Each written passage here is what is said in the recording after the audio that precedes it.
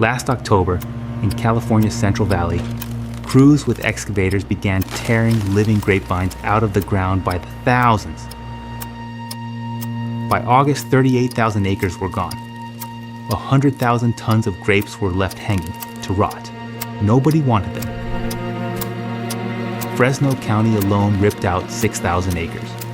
San Joaquin, 8,000. Some growers simply walked away and let the vines die. This is wine country. For generations, it has been one of the safest bets in American agriculture. Not anymore. In 2025, American wineries sold $1.2 billion less wine than the year before. 329 million cases. Sounds enormous until you learn the industry moved 7 million more just 12 months earlier. California can grow more than 4 million tons of wine grapes in a good year. Last harvest, buyers wanted barely half that. Nearly a third of the state's wine grapes found no buyer at all. Perfect fruit, ripened all summer, worth nothing. Growers call it the reset. Bankers call it oversupply. But walk the abandoned rows, and it feels like something bigger is ending. To understand why the vines are coming out, you have to answer a simpler question first. Where did the drinkers go, and why? Every year since 1939, Gallup has asked Americans one question. Do you drink? The answer was always, mostly, yes. In 2025, 54% said yes, the lowest number Gallup has ever recorded, lower than any point in 9 decades. The drop is not spread evenly. Among adults under 35, drinking fell from 59% to 50% in 2 years. 2 decades ago, 72% of young adults drank. Today, half. An entire generation is quietly opting out. And inside those numbers hides something specifically brutal for wine, because the drinkers who remain are choosing everything except it. Among Americans over 65, 58% prefer wine over any other drink. Among the young, that preference collapses by 30 points.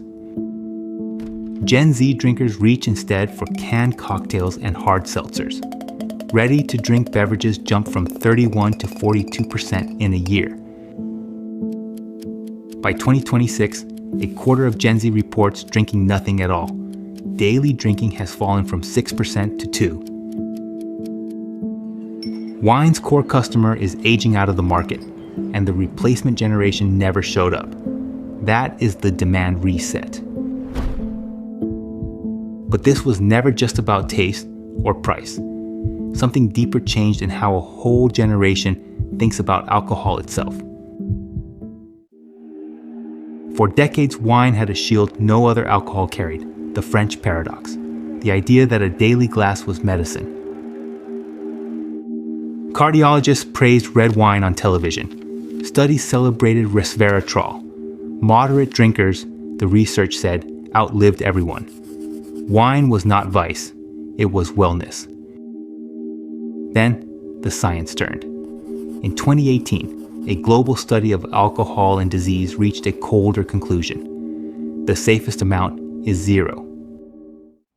On January 3, 2025, the American Surgeon General issued a formal advisory with 3 unambiguous words at its center. Alcohol causes cancer. The advisory linked alcohol to 7 cancers and called it the 3rd leading preventable cause, behind only tobacco and obesity. He recommended cancer warning labels on every bottle, the same kind that transformed cigarettes from glamorous to radioactive within a generation. Overnight, the healthy glass of red, wine's oldest marketing asset, became a legal liability no brand dares print anymore. Add the wellness wave. Dry January, sober curious culture, fitness trackers quietly scoring every drink. Not drinking became something aspirational. None of this is a passing moral panic. It is a permanent repricing of what a drink costs your body. A collapsing customer base, a health reckoning, and fields of unwanted grapes. Here's the strange part. Wine has been here before. In the 1980s, Europe grew so much unwanted wine that bureaucrats coined a term for it, the wine lake. Subsidies had encouraged farmers to plant without limit. Demand fell anyway. Billions of bottles worth of surplus pooled with nowhere to go. Europe's answer was industrial, emergency distillation. Tanker trucks hauling perfectly drinkable wine to plants that boiled it into industrial alcohol. Vintages that took a year of labor became fuel and disinfectant. It was cheaper than letting the lake keep rising. Then came the vine pulls. Starting in 1988, Brussels paid growers to destroy 320,000 hectares of vineyard. France alone lost roughly 300,000 hectares between the late 70s and 1991. Italy, 400,000. Whole villages in the south of France watched their identity torn out by the roots, one subsidized parcel at a time. It worked brutally. Supply shrank, quality rose, and the survivors spent the 90s selling less wine for more money. Sound familiar? In 2023, crisis distillation returned to Europe. Bordeaux began paying growers to uproot vines again. History says wine survives these resets, but it never survives them unchanged. Which raises the question, what comes out the other side? Here is what the collapse headlines miss. The dollars are falling far slower than the volume. Americans drink less wine, but better wine.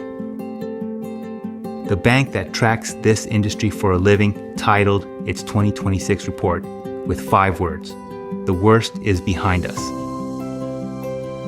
Cheap supermarket wine is what is dying. That shelf built the Central Valley, and that shelf is the one being torn out. Meanwhile, the excess high-quality bulk wine has to go somewhere. It is quietly flowing into private labels, growing at double digits.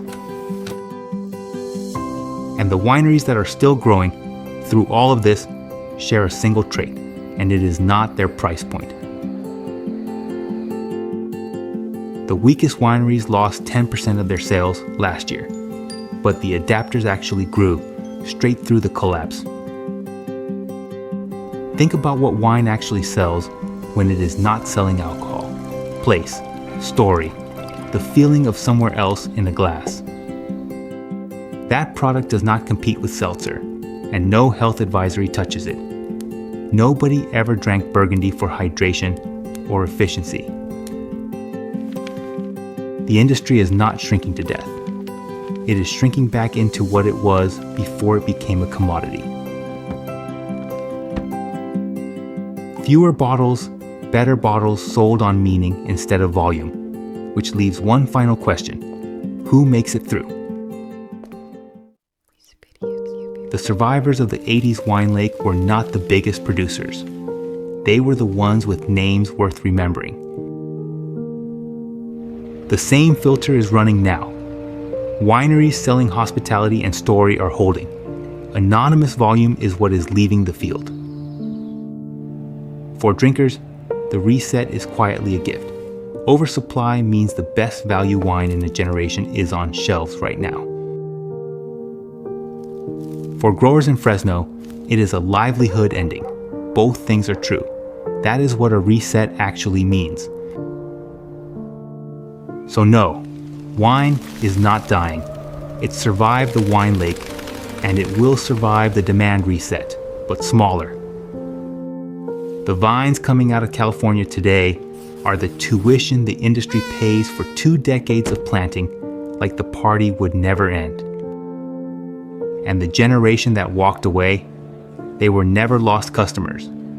They are unconverted ones, waiting for a reason that is not habit. The wineries that figure that out will own the next 30 years. The ones that do not are already stumps in the valley. Less wine, drunk more deliberately, by people who chose it instead of inheriting it. That may be the healthiest thing to happen to wine. One last thing. All that surplus wine flowing into anonymous bottles hides a darker story about fakes. That story is next. If you want to be there for it, subscribe and tap the bell.